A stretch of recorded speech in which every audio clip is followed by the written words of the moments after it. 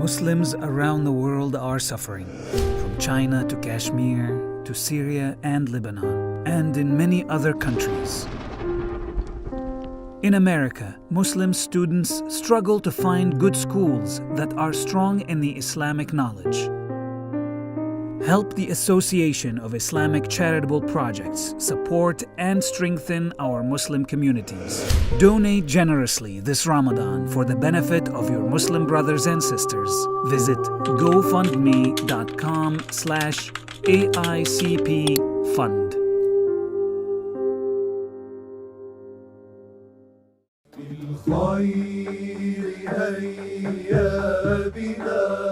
نلقاه في يومنا يا سادتي يا كرام سيروا لنيل المنى للخير هيا بنا نلقاه في يومنا يا سادتي يا كرام سيروا لنيل المنى سيروا لنيل المنى بسم الله الرحمن الرحيم الحمد لله رب العالمين وصلى الله على سيدنا محمد وعلى آله وأصحابه الطيبين الطاهرين. We start with the name of Allah. We praise and thank Allah the Exalted for all of the givings that He gave without Allah being obligated to give anything. And we ask Allah to raise the rank of Prophet Muhammad alayhi salatu wassalam and the ranks of his wives, believing relatives, companions, and those who followed them sincerely until Judgment Day. And we ask Allah to protect the nation of Prophet Muhammad sallallahu alayhi wasallam from what the Prophet feared for his nation. Thereafter, brothers and sisters, previously we mentioned the integrals of the prayer, all 17. I stopped a little short last time because I thought that I had a significant amount of an additional benefit to reach, but I was mistaken. Actually, it's a short amount. So really, we've practically completed all 17 integrals of the prayer. There was one other thing that the Sheikh mentioned pertaining to the judgment in the Shafi'i school, which is that whoever doubts about the number of cycles, it is mandatory for him to take the smaller number. This is what he mentioned at the end. Some other scholars, they were of a different opinion, and the Sheikh mentioned about going by those other scholars for the one who was severely afflicted by the waswasa, the whispers of the shaitan. He mentioned that Al-Imam Malik, he said that the one with whom the doubt persists, that is, their doubt about the number of rak'ahs, for example, persists. It sticks with them, this doubt. By him being stricken with it every day in one or more prayers, it is not permissible for him to take by the smaller number. So this is according to the madhab of Imam Malik. According to his methodology, the person who is persistently they're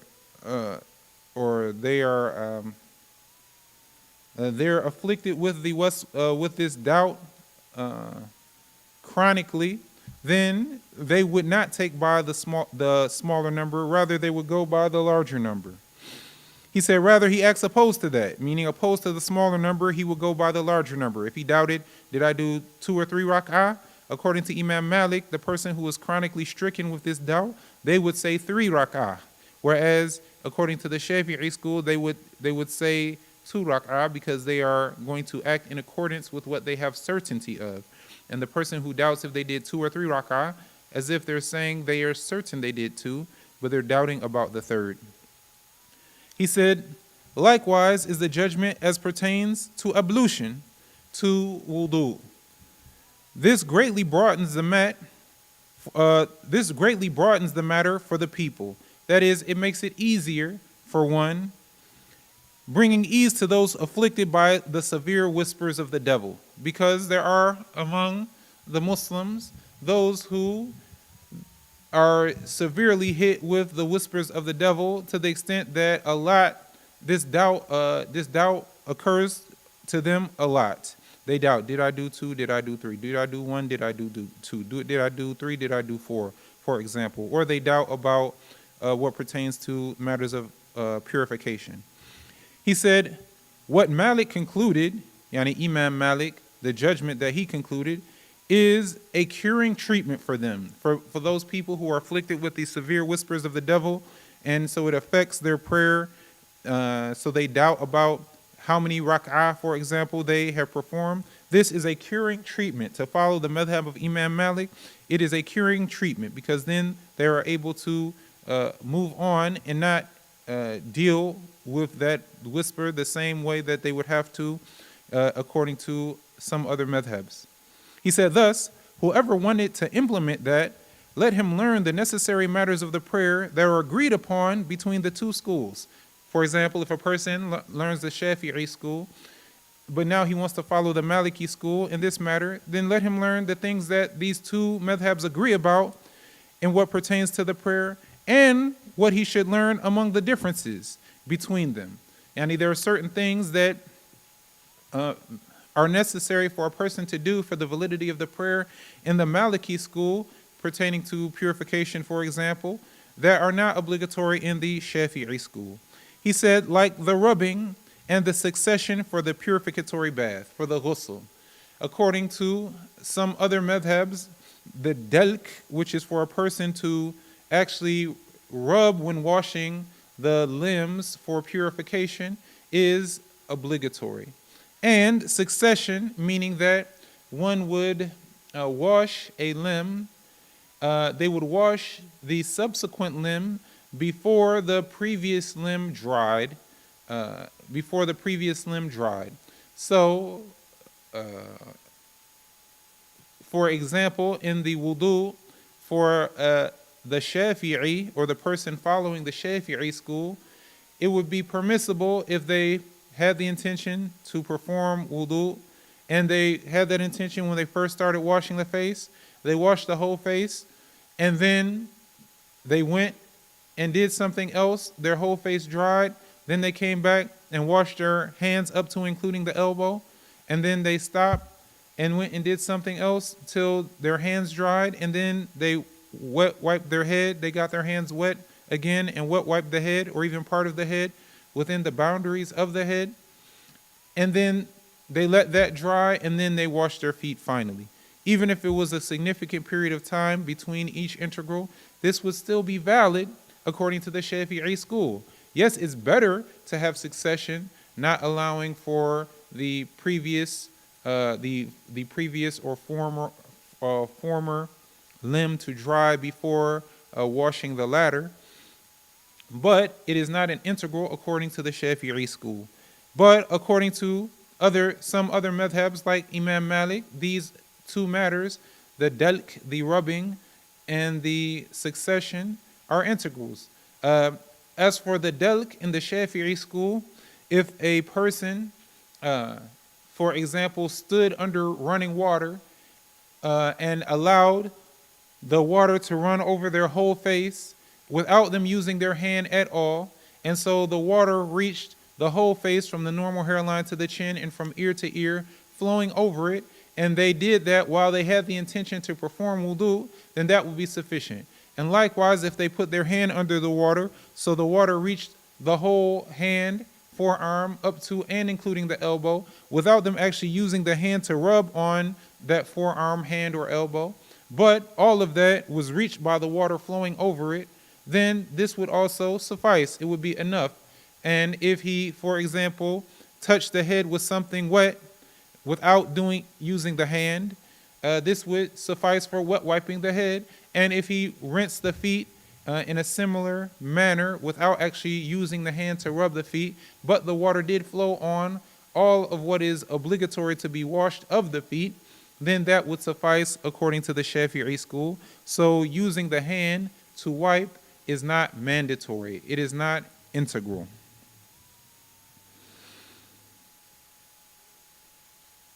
He said,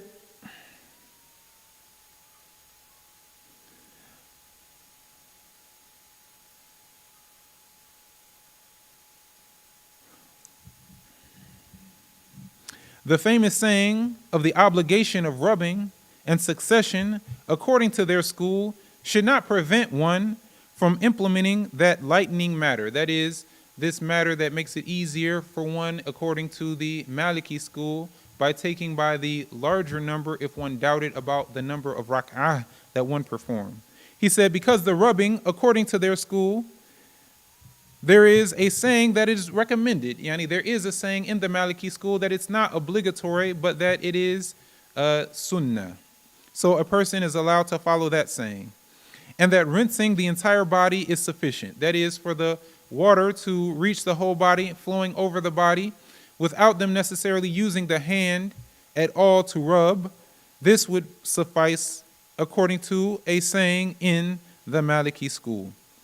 Thus, the one who finds the Maliki school challenging because of the rubbing, because that is the famous saying, it's the well-known saying of the madhab without it being the only saying, let him take by the other saying in their school that rubbing itself is not an obligation, that this matter, the rubbing, is not obligatory. Rather, what is intended is making the water reach the entire area. And what is mandatory, what is integral for one to fulfill the obligation for ghusl, for example, is for one to make the water reach the entire body, for it to flow over the entire body. He said, some people who are afflicted with the whispers of the devil meet what is very strong of the whispers. That is, they have very strong whispers. They're hit with very strong whispers. The scholar Ibn Hajar said, some afflicted with the whispers in Egypt went to perform the purificatory bath for the Friday prayer in the Nile River. They went to go make the ghusl in the Nile itself. He said he remained in it until sunset. He remained in the Nile River, repeating, until sunset, still believing that he hadn't done it sufficiently. Then he said, tomorrow, my purificatory bath, he said today, my purificatory bath was not valid. Here he is, an individual who's by a large body of water, and still he thinks that he didn't do something valid because of the whispers. He would rinse himself, then it would cross his mind, you missed something, it wasn't valid, you didn't do such and such. And then so he would repeat it, and he would repeat it, and he would repeat it, and he stayed in that circumstance until from before the Friday prayer until sunset. Subhanallah, saying to himself, today my purificatory bath, my ghusl was not valid. He continued saying, tomorrow I will return and perform the valid bathing. Those people in a situation like this or its likes, they encounter a great harm. It's very harmful to be in such a situation. Thus, let those like them take by the school of Imam Malik, because this makes it easier for them. If they doubt, did I do this integral or not, they can just go by that they did do it, and not take by the smaller number, and then they can just continue their act of worship and exit from that, taking care of it without having to repeat over and over due to that doubt that persists. With that, the Sheikh, he finished the section about the integrals of the prayer, the 17 integrals of the prayer. Really, we finished talking about it before that, but I felt that it was some benefit to mention this final matter. If one wants to implement the madhab of Imam Malik, let him seek the people of knowledge, the trustworthy, reliable source for acquiring what he needs to know of that madhab. Then, after mentioning the integrals of the prayer, the Sheikh moved on to talking about the congregational prayer and the Jumu'ah prayer, the Friday prayer, the prayer that we pray on Friday, that is a personal obligation on a certain set of individuals among the Muslim community to pray in congregation during the Dhuhr time. He said, congregational prayer is a communal obligation upon the free, residing, pubescent, and unexcused males. The communal obligation is different than the personal obligation. The personal obligation means that everyone at whom this integral is directed must perform it themselves. Even if some other people performed it, the person at which this obligation is directed still must perform it themselves. As for the communal obligation is an obligation that if it was performed in a way that was considered sufficient by some of the Muslim community, then those who didn't perform it would not be sinful. And if it was not performed by any of those who it's directed at without some type of excuse, then all of those who this obligation is directed at would be sinful. So those who the communal obligation, when it comes to the 5 daily prayers, praying them in congregation, is directed at are the free residing pubescent unexcused males. The Sheikh, he explained this saying, Al-Bukhari and Muslim, the two sheikhs of hadith, two of the great sheikhs of hadith who compiled 2 authentic books of the hadith of the Messenger of God, peace and blessings be upon him.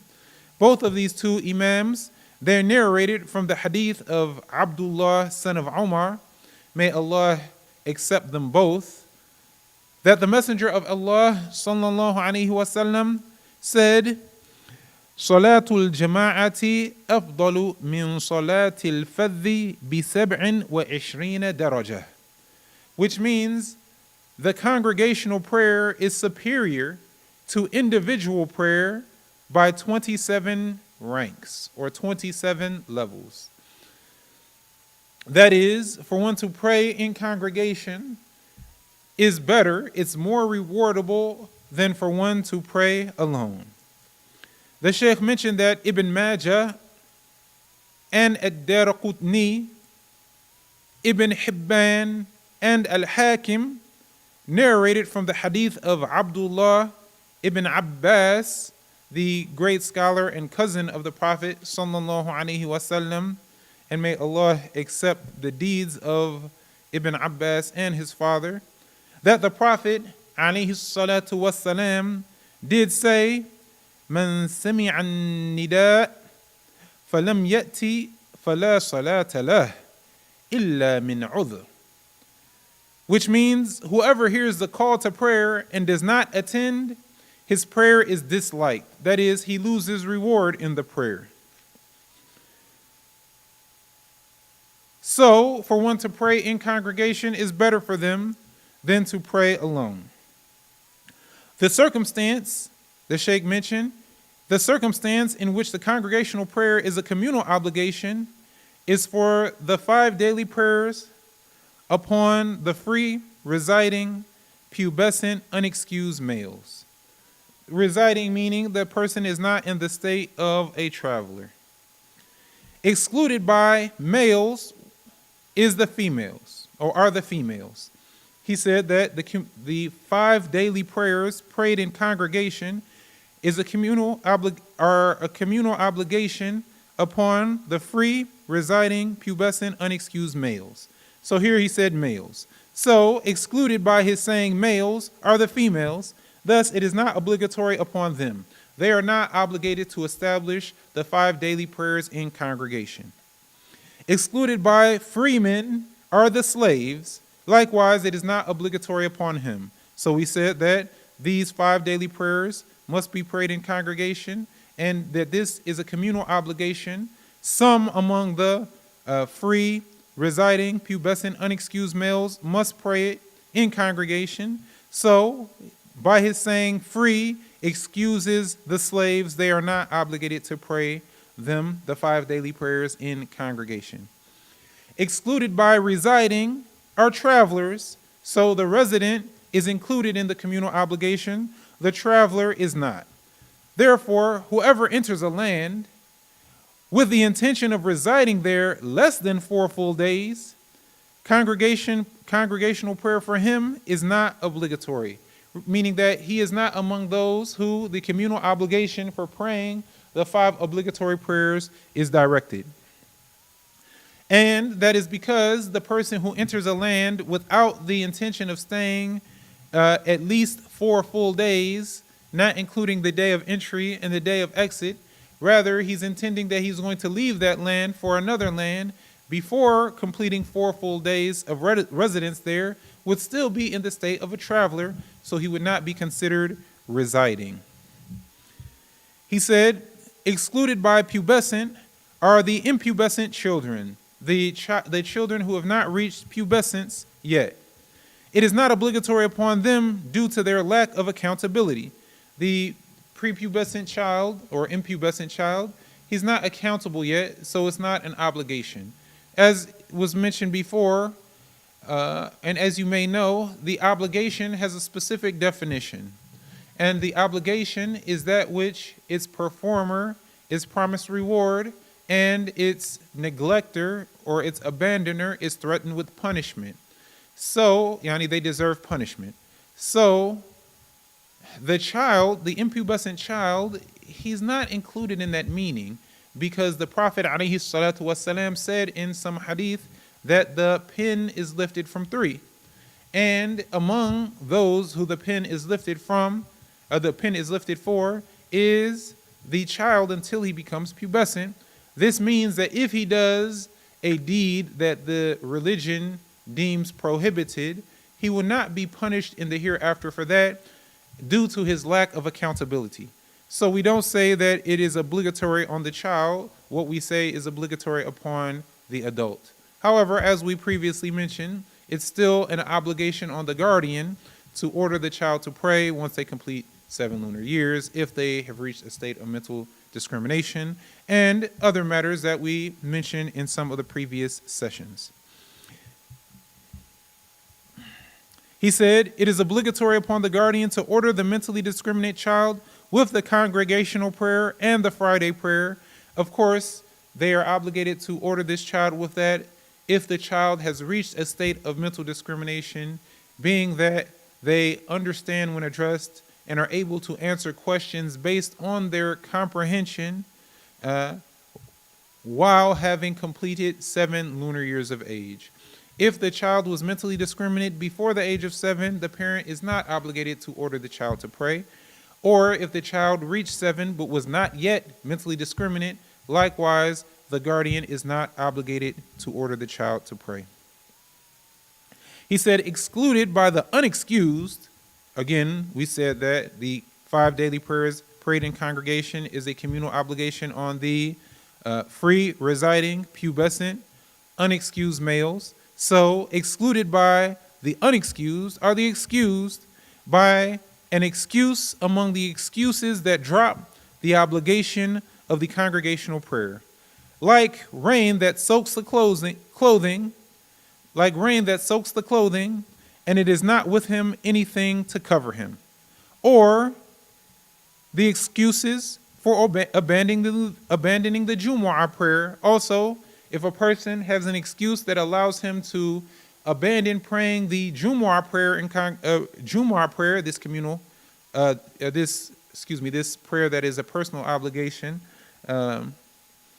If he has an excuse that allows him to neglect praying the Jumu'ah prayer in congregation, and so thus he would be allowed to pray Dhuhr, for example, alone, then he is also allowed to abandon the Jama'ah prayer.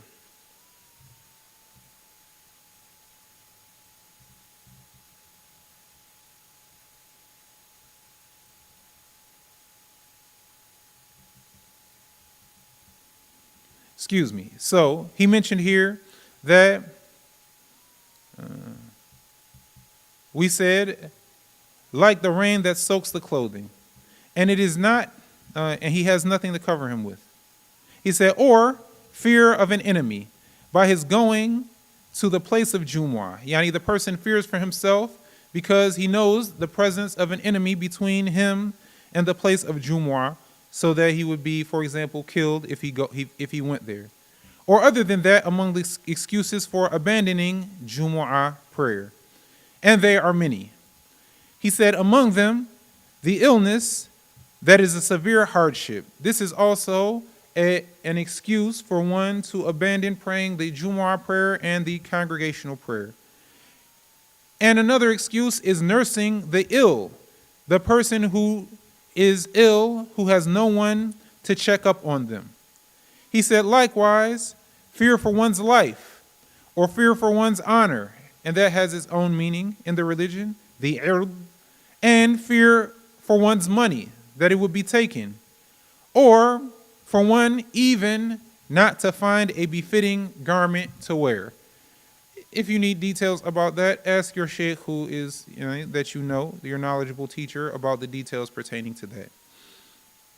He said, the most emphasized congregational prayer, after mentioning what has been, after the aforementioned, that deals with who is obligated to pray the 5 obligatory prayers in congregation, he mentions what are the most emphasized of the congregational prayer. He said the most emphasized of the congregational prayers is Fajr.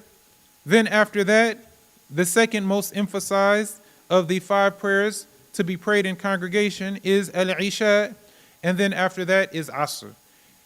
It doesn't mean that you don't have to pray the other prayers in congregation at all, or that it's not a communal obligation.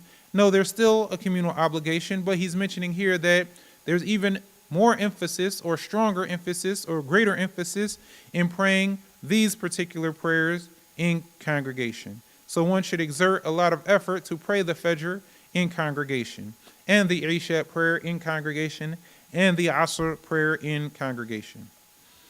He mentioned that the parents preventing the child from attending the Friday prayer and the congregational prayer is not a valid excuse for the child. That is, for the parent to order the child not to go pray in congregation does not excuse the child actually of praying in congregation or praying the Jumu'ah prayer. They're not allowed just for that reason to stay at home, for example, and pray Dhuhr. Al-Imam Al-Awza'i, the Mujtahid scholar who is buried in Beirut in Lebanon, he said, it is not upon the child to obey his parents in neglecting the Friday prayer and the congregational prayers. So just be mindful about that. Yes, we obey our Muslim parents in that which does not involve disobeying Allah. We obey our Muslim parents in things that are not sinful, but a person is not to obey their parents if their parents ordered them not to pray the Friday prayer, if they are among those who it's a personal obligation upon them to perform it. He said, the author said, may Allah Ta'ala have mercy on him, sanity is also conditional for the obligation of the congregational prayer. However, the author did not mention it in the text because it is a very obvious matter. And the obviousness of its judgment is so apparent that the Sheikh, the author, he just didn't mention it. He said, the communal obligation is fulfilled by the prayer being performed in a way that is apparent. And the 5 prayers must be prayed in congregation. This obligation is fulfilled by it being performed in a public way, a way that is apparent, so that the person who wants to pray it can find it.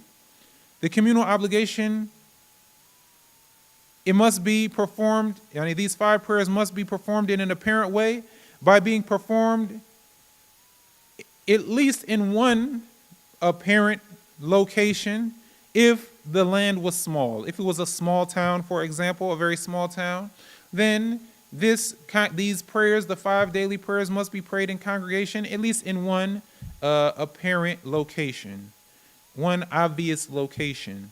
Not like some people pray it in someone's basement, and so the person who wants to pray it, they don't know that that's going on. They have no idea because it's hidden in some way. Rather, it needs to be in a way that is apparent, that is more obvious.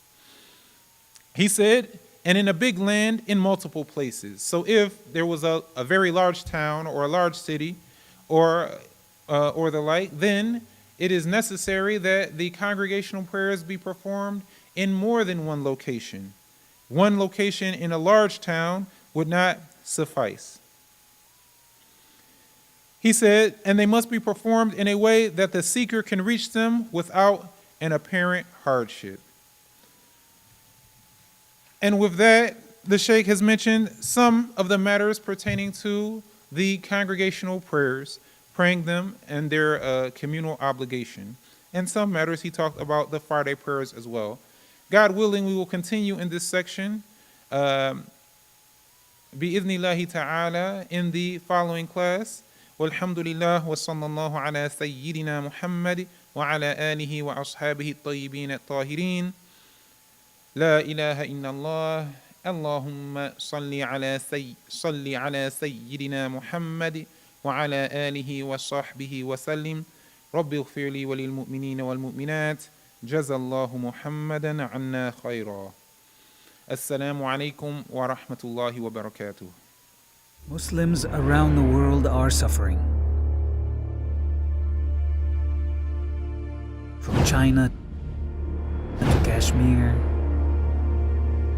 to Syria and Lebanon, and in many other countries. Even in America, Muslim students struggle to find good schools that are strong in the Islamic knowledge. Help the Association of Islamic Charitable Projects support and strengthen our Muslim communities. Donate generously this Ramadan for the benefit of your Muslim brothers and sisters.